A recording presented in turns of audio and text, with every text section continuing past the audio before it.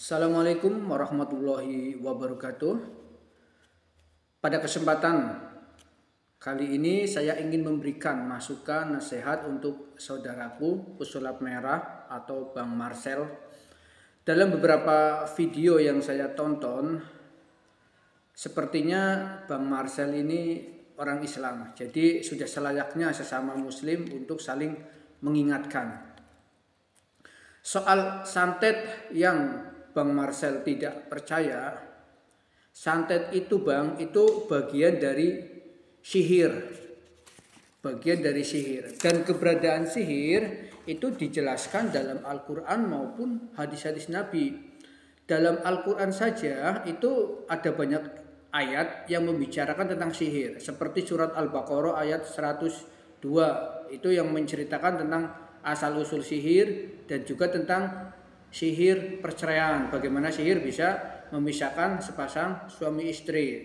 Lalu ada juga di surat Yunus 81 sampai 82, Toha 67 sampai 69, Al-A'raf ayat 117 sampai 122, kemudian Al-Falaq dari 1 sampai ayat 5. Ini selain Al-Falaq, ayat-ayat yang di atas saya sebutkan itu berbicara tentang bagaimana tukang-tukang sihir Fir'aun menghadapi Nabi Musa dengan melemparkan tongkat. Kemudian kalau Al-Falaq ayat 1 sampai 5 di sini adalah penekanan agar kita berlindung kepada Allah dari bahaya tukang sihir. Kemudian di dalam hadis ada banyak sekali hadis yang menceritakan tentang sihir. Seperti hadis yang berbunyi, tidak termasuk dari kami, kata Rasulullah, tidak termasuk dari kami orang yang melakukan tatayur atau meminta dilakukan tatayur. Tatayur ini meramal tentang kesialan. Contoh umpamanya mau bepergian ke Surabaya umpamanya, lalu melepaskan seekor burung. Kalau burung larinya ke timur maka akan sukses, kalau larinya ke barat maka akan sial, atau sebaliknya. Nah itu meramal nasib yang akan terjadi dengan melemparkan burung ke udara, itu termasuk tatayur yang dilarang Rasulullah. Kemudian ada juga bertenung atau santet atau meminta ditenungkan atau disantetkan. Jadi di sini yang bukan termasuk golongan Rasulullah adalah orang yang meminta santet dan orang yang mengerjakan santet. Kan berarti kan ada masyarakat biasa dan ada dukun. Kemudian dilanjutkan atau meminta sihir atau menyihir. Nah, ini juga sama. Apa bedanya tenung dengan sihir? Kalau sihir ini pengertiannya lebih luas lagi. Sihir ini kalau tenung itu kan tujuannya untuk mencelakai korban atau target. Tapi kalau sihir pengertian lebih luas lagi. Sihir bisa untuk membuat orang tergila-gila pada kita, bisa untuk membuat orang usahanya bangkrut, bisa untuk memisahkan sepasang suami istri, dan lain sebagainya. Jadi